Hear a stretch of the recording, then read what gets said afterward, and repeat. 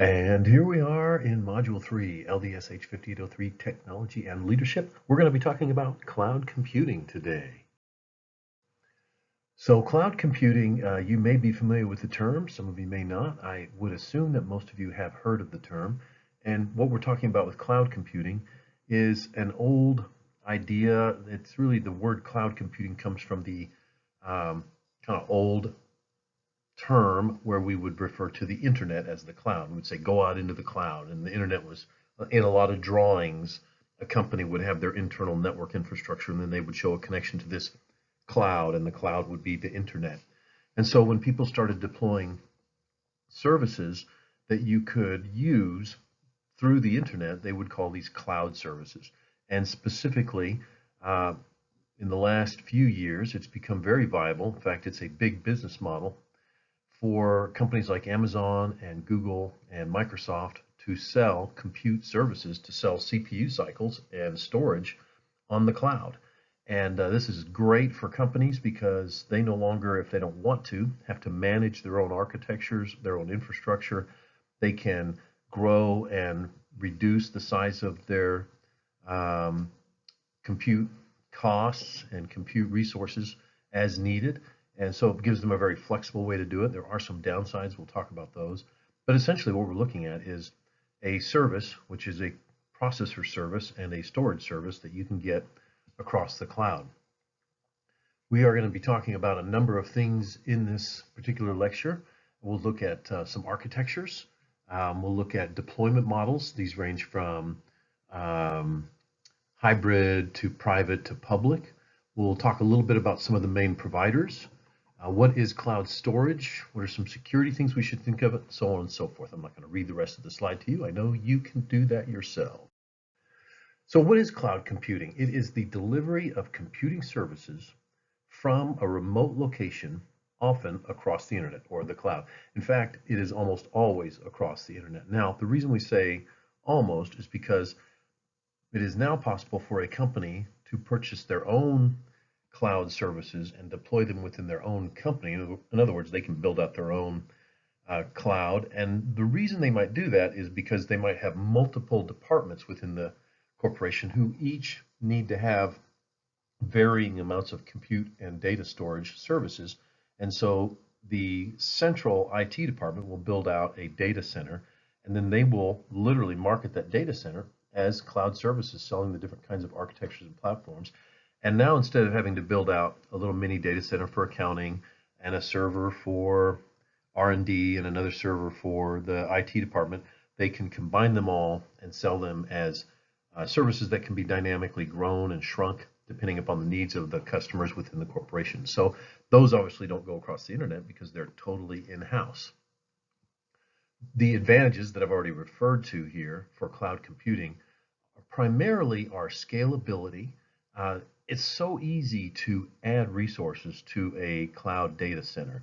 Or if you're buying cloud services from someone online, it's easy for you to call up Amazon and say, hey, I need twice the amount of compute time I'm getting. We are really getting hammered from our web clients. And then Amazon turns a knob and bada bing, bada boom, they've got it.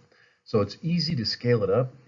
If you had to do that in-house yourself, if you were building your own data center and you suddenly realized, hey, we're short of processor power, now you have to run out, buy some processors, get them installed, do the configurations, and that's not going to happen instantaneously.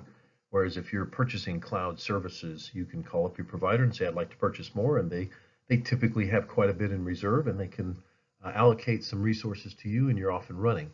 The other element of that is high availability. Usually, these cloud services have tons and tons of resources at multiple locations geographically separated. And so, for instance, if you're buying cloud services from Amazon, you may not even know geographically where that's at. You may be running from 2 or 3 different geographic centers. It's entirely possible. And if you're buying it from, if the center you are happening to use happens to be in Oklahoma and you have tornadoes that damage that data center, the company selling it, like Amazon or Microsoft, can move your applications to another data center seamlessly. And of course, that gives you high availability. You're not only protected from outages in equipment, but you're also protected from disasters, natural disasters, and things like that. It also gives you the flexibility, which we've already referred to. We call this right sizing. We want to have just the right amount of data. That's what we want to pay for. We pay for the stuff we use, and so we size it for what we need. And of course, it's oftentimes easier to access cloud resources. And what you really want to think about here is if you have an internal data center and you're asking all your clients to access your internal data center, then you are subject to the limitations of the uh, link that you have to the internet, as well as um, potential bandwidth limitations. But if you have outsourced those platforms to a cloud-based network or cloud-based service architecture, then all of those edge clients, maybe mobile compute customers who are using an app that you have in order to purchase and buy things from your electronic store, it's much there are great advantages to you in that case in terms of having their app talk to something that's in the cloud already rather than trying to talk to something that you deploy inside your own organization. The bottom of the slide, IaaS, PaaS, and SaaS are the subject of a couple of slides later on, so I'm not going to spend any time on those. I do want you to think about cloud computing as a truly transformative technology, and by that I mean it's not additive. It didn't make a small change. When you think about cloud computing, it is I hate to use this term, it's a paradigm shift. It is a major change in thinking about the way in which you're going to build services, deploy services, reach your customers, provide services yourself. You're going to be buying cloud services from someone else to deploy your own applications that your customers or your internal people will use. Those are going to be external to your organization. And the ability to do that enables so much in terms of your mobile platform, that your edge platform that your customers can use. And it also gives you such flexibility and at the same time um, scalability that you're really, really in a great space if you are using cloud computing, if you have the right application for it. Now, it doesn't come without some risk, as we note here. Security for cloud computing is always going to be a concern. Can you guarantee security when you are not in control of the access to your cloud services? And you will not be in control of the access to your cloud services. Certainly, major services like AWS and Azure will have security services they can sell you, and they are very motivated to make sure that they can provide secure access and management access for you as the owner of the data. But there are just going to be a number of questions. For instance, let's say that you are um, running a healthcare service of some kind. You have an app that customers and doctors can use to communicate and share data. Well, you are going to have to be very certain that the cloud provider is providing HIPAA level protection for that personal data that your clients, the doctors and patients are sharing. And so you really have to be cognizant of what kind of data is on your service and what kind of protection is being offered, because you are going to have civil, or in other words, legal obligations to protect that data above and beyond just the obligation that you have to your customers and the desire that you're going to want to have to provide a consistent and safe service for them. There's also the possibility, and the vendors who sell these services are going to work very hard at this. They're going to have add-ons. They're going to have extra features that they're going to want you to turn on and use, and you may want to turn them on and use them because they may give you tremendous um, advantages. But as soon as you start using features that only exist on one of these providers, like let's say Azure has something unique, and they give you a knob that you can turn, and or they have some AI that's watching your service and it automatically increases your ability, your bandwidth into your service, and doesn't charge you for the first day, but notifies you that it's done it automatically. Maybe you're using something like that. Well, now you are getting glued into that service. You're taking advantage of a proprietary feature, and as soon as you start taking advantage of proprietary features, you get highly cohesive connectivity, where I'm thinking specifically of cohesive from a standpoint of software development and what that means. And we'll talk about more about that later, perhaps. But you're going to get highly connected, and it's going to be hard for you to disconnect, which is exactly what the vendor wants. Because then, if they do want to raise their prices, it becomes a real tough decision for you. Do I want to go somewhere else where I can get a lower deal, but lose these features that I've become accustomed to? All right. So those are all very important questions that you're going to ask yourself. Here I've got question mark AA question mark. You're gonna, if you have not seen these acronyms before, you will see them a lot as a leader in a technology area. First one is called infrastructure as a service, then platform as a service, and then software as a service. And you can kind of think of these as there's sort of an evolution, if you will. Imagine that you have a choice.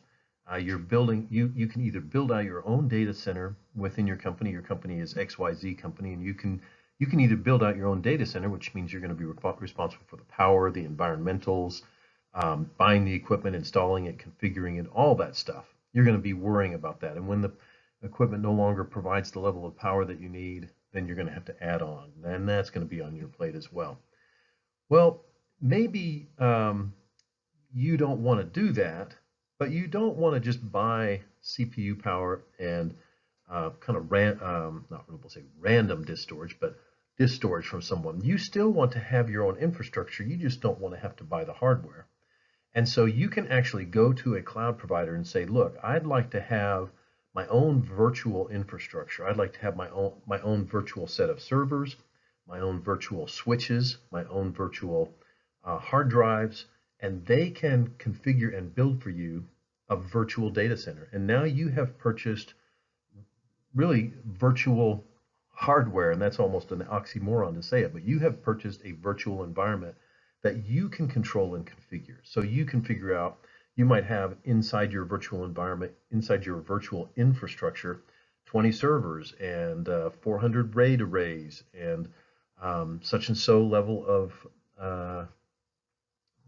speed in terms of the switching capacity between all these devices. And you have your own virtual firewall that's fronting it. And even though you don't own any of the hardware, it looks to you like you have your own personal data center that's been built out on the internet. And this is an infrastructure service that you bought. And now it's up to you to configure, maintain, deploy, do everything within that infrastructure. You see, you've essentially bought a bunch of blank platforms that don't do anything. And that's infrastructure as a service.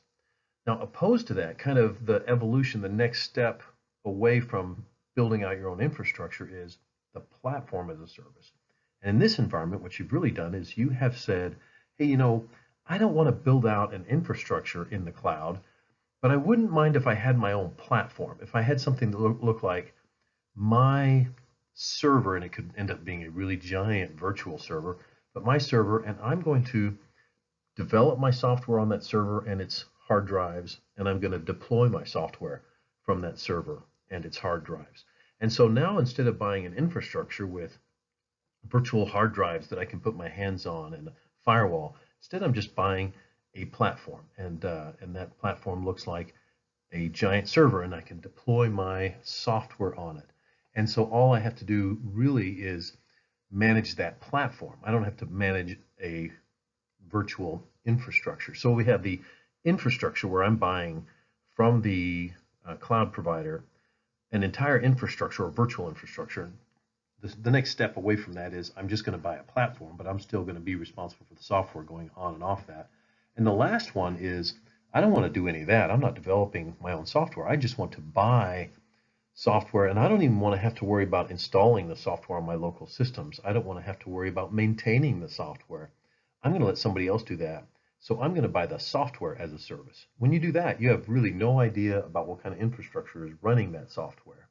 Instead, you are simply buying access. You're really just buying a license to software that is deployed on the interwebs. And a lot of times this software will be run inside a browser, but not all the time. There are these software as a service situations where what you're really doing is you will have some sort of local, maybe a thin client on your local laptop that works directly with a quote unquote back end software service. And what you really have is a dumb GUI on your desktop, but it looks like the software is local to you.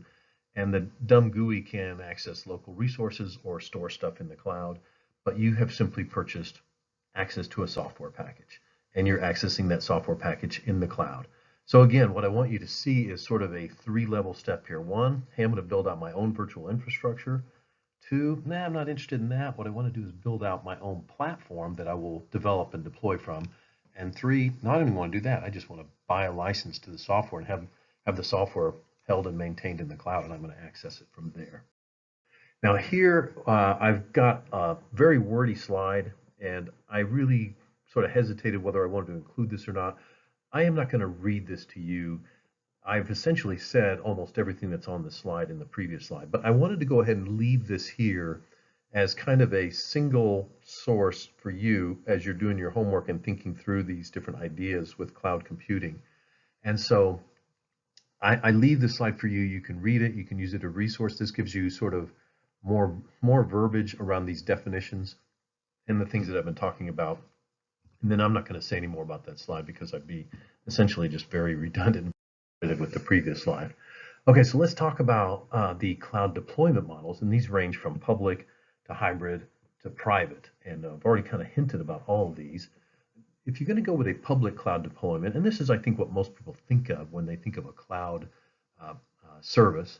So in that case, you go to a service provider like Amazon Web Services or Azure or someone else, and you basically say, look, I'd like to buy some application, I'd like to buy some infrastructure, whatever it is that you want. And all of the stuff you're buying is going to be in the public cloud. You're not going to deploy any of this yourself inside your own network.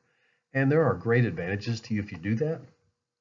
It's usually very scalable. Again, the cloud provider has tons of resources and they can allocate some of those to you on the fly. They are taking advantage of the fact that they have hundreds, thousands of customers, and those hundreds of thousands of customers allow them to aggregate the demands in the same way that when we share bandwidth on the network with 100 other users, it works because not everyone is talking at the same time. And these guys have a lot of flexibility in terms of scaling up services if that's what you need. It also can be very cost effective.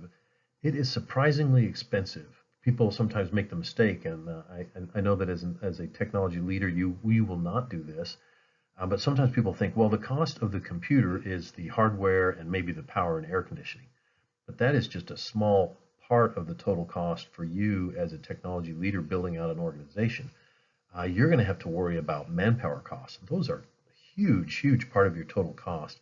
Now, you're going to have manpower costs even if you go to a cloud platform, but you're going to cut that manpower cost considerably on a cloud platform because you're not responsible for maintaining the hardware, maintaining the environment, maintaining the security of the physical plant wherever the cloud services are.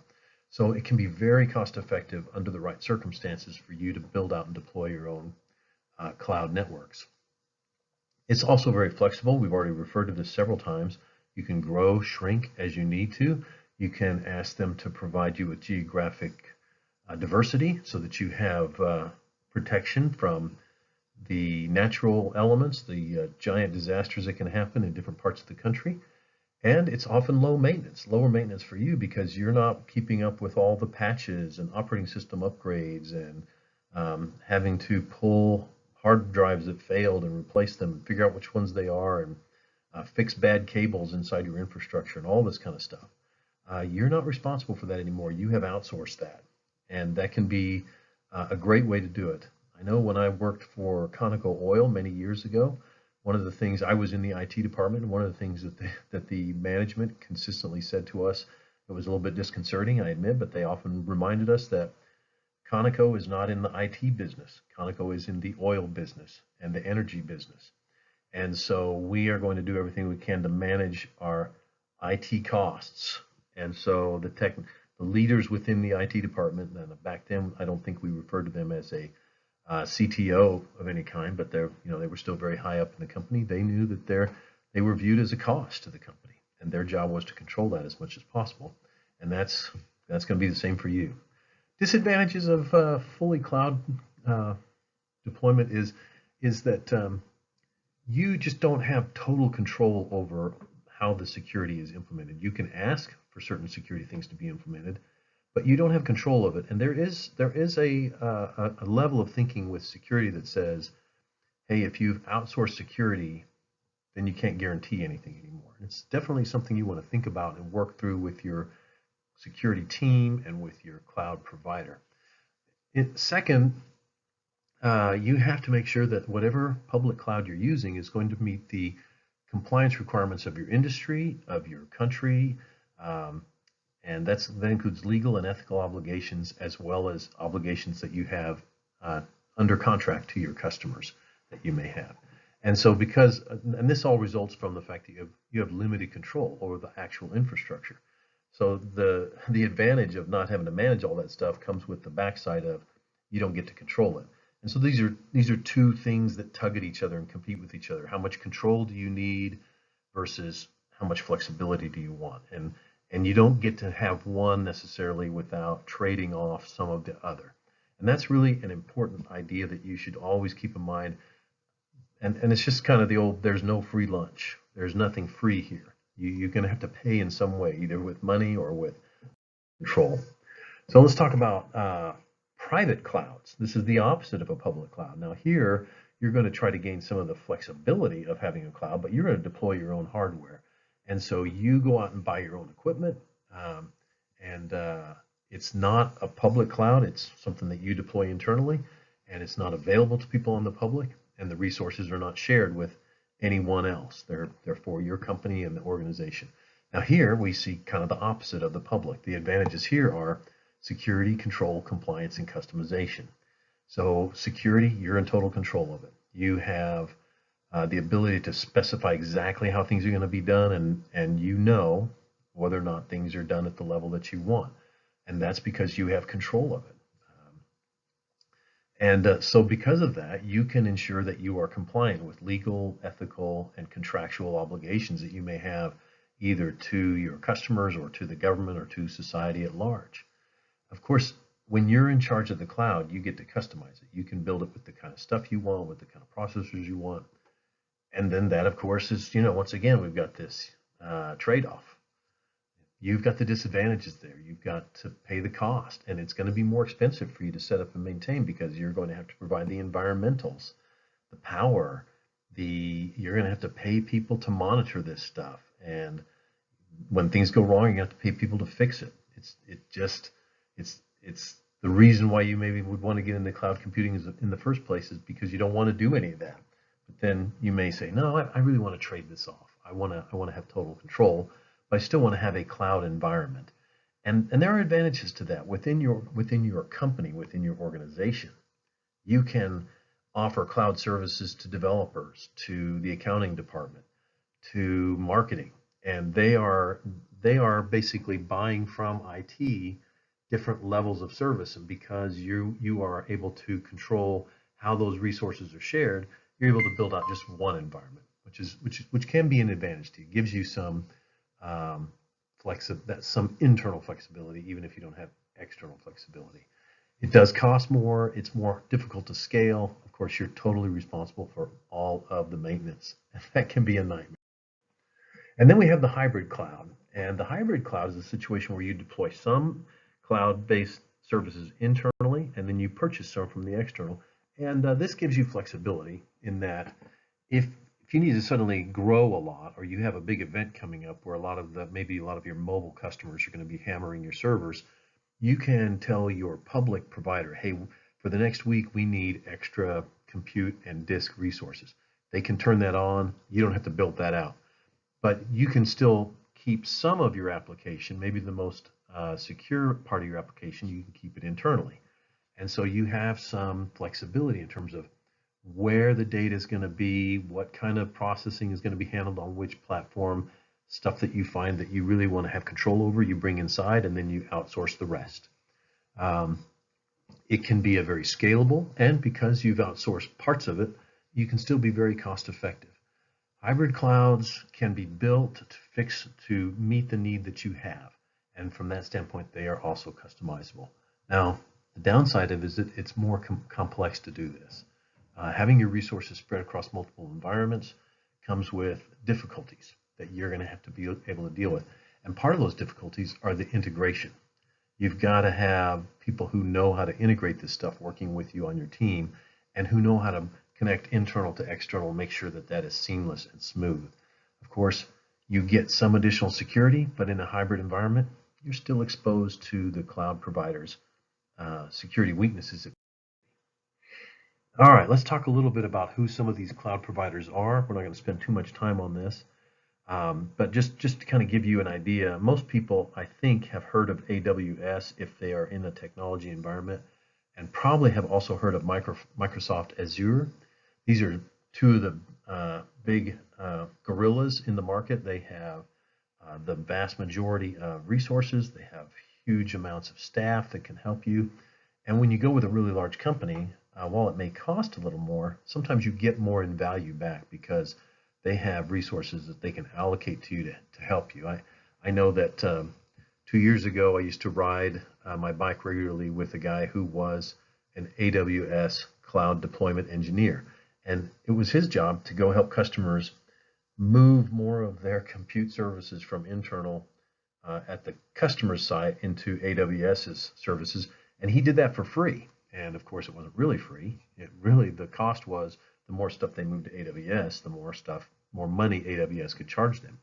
But still, his advice and his consultation was free, and he was an expert. He really knew how to do this stuff, and so it was highly valuable to the AWS customers that took advantage of him. And so when you go with the big boys, sometimes you get some of that kind of advantage. Google Cloud Platform is another one, and it provides a wide range of services, as you can see here, databases, analytics, even learning. And that's kind of what they're known for. You know, when you think of Google, you think of advanced software technologies that can do searches and analyze and stuff like that. And sure enough, that's what you get. Now, we made mention in the Internet of Things about how IBM has put quite a bit of effort into marketing the idea of smart cities. IBM also provides a cloud computing platform. And they provide all the normal stuff that you'd expect, but they are especially known for AI services and blockchain services. And finally, Oracle Cloud is out there. They provide also a range of services. They are not tremendously well known for necessarily compute services, but as you can see here, they are really well known for their databases. When you think about Oracle, you know that's kind of their bread and butter. So here are 5 different places that are well known for the cloud services, different strengths and weaknesses. If you're in the situation where you're trying to purchase these kind of services, these are some of the vendors who you probably would look into. What are the things that you want to think about? Well, I think a lot of this is common sense. I put security number one because I think if you're not secure, you're going to be in a world of hurt at some point. So you want to make sure that the cloud provider that you work with is secure, that they can meet the security requirements that you have. You want them to be reliable, and you can look at their track record for that. I'm sure most of these providers will tell you what a great job they're doing. You would want to make sure that they're not only able to say, hey, we are reliable in the past, but also talk to them about what kinds of configurations they could put in place on the back end that you don't have to be responsible for to provide reliability. Of course, they all have different cost models, and this is where it gets very, very complicated at times. You are going to have to think carefully about the nature of your work. Is it going to be more compute intensive and less data intensive? Or is it going to be more data and less compute? These different service providers provide different models for how they charge you for that. And so you're going to have to know what your applications are, how they behave, and then, of course, what you really need to do is try to maximize your savings by choosing the price model that best fits what you think you're going to have to do. Of course, when you're choosing them, you want to make sure they're scalable. Most of these major ones are. You want to make sure it's compatible with the things that you're doing and the kinds of applications you want to deploy. And finally, you want to look at the kind of support that they provide. What do they do if something goes wrong? What kind of analytics and information can they give you on a regular basis so you can make better decisions in terms of managing it? And this is a major part of having a cloud service is what kind of metrics are you going to get from the provider so that you can analyze that and determine, hey, are we spending too much here? Do we have the opportunity to add more without having to spend more? Or do we have to add more because we're topping out, and we're not able to provide the service our clients want from us because we don't have enough processor or disk space allocated.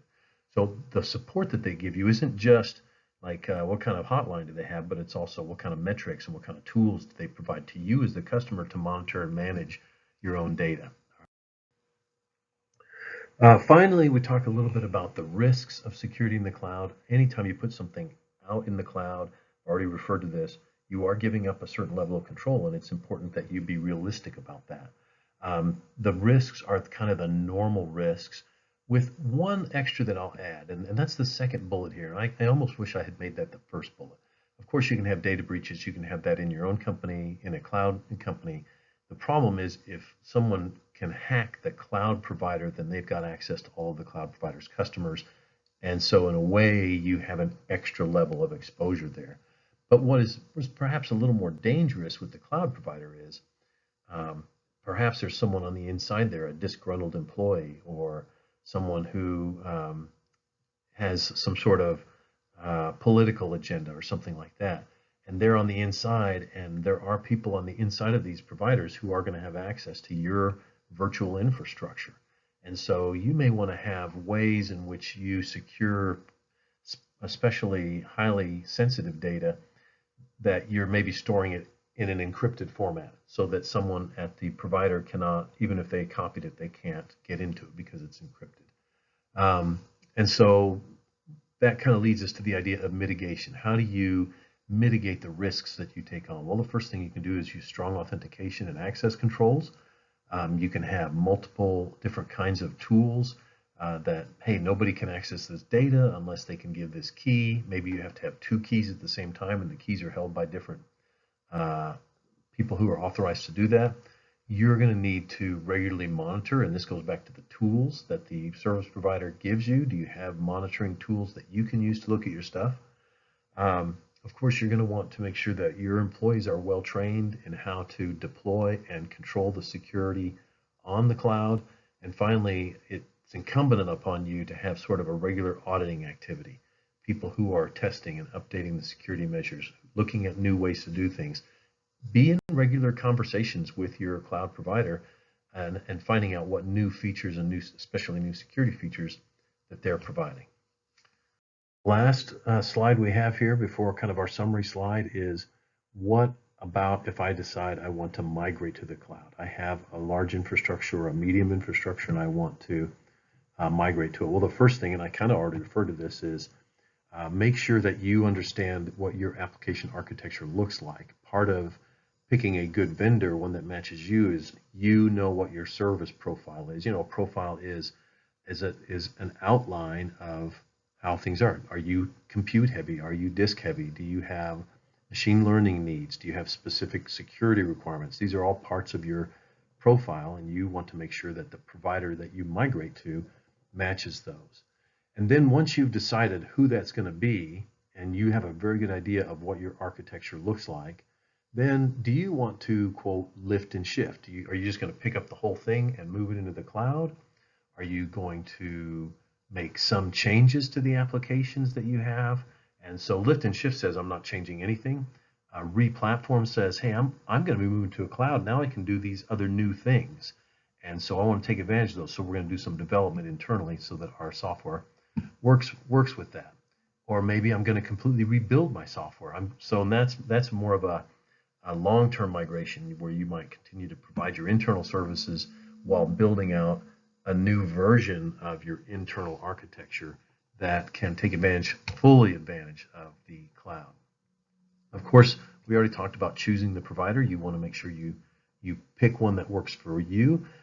Don't be afraid to ask for consulting and assistance from the vendor. They have people who can help you, and make sure you take advantage of those resources. You're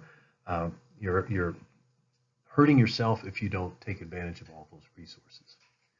And then finally, you're going to have to do a lot of planning, a lot of testing, and a lot of training. So those are parts of the cost for you, and so you definitely want to keep those things in mind.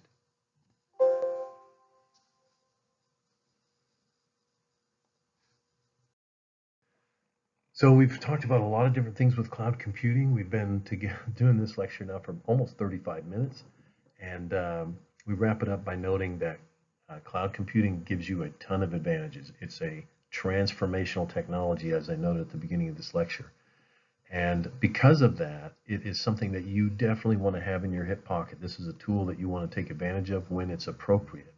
It gives you scalability. It can grow and shrink easily and to very large volumes. It gives you flexibility because of that ease of modification. It is highly accessible, especially if you have mobile customers or mobile employees and you want them to have access to this service no matter where they are in the world. Most of the cloud providers are worldwide access. In fact, all of them are. And of course, it makes it easier to integrate some of your applications and services.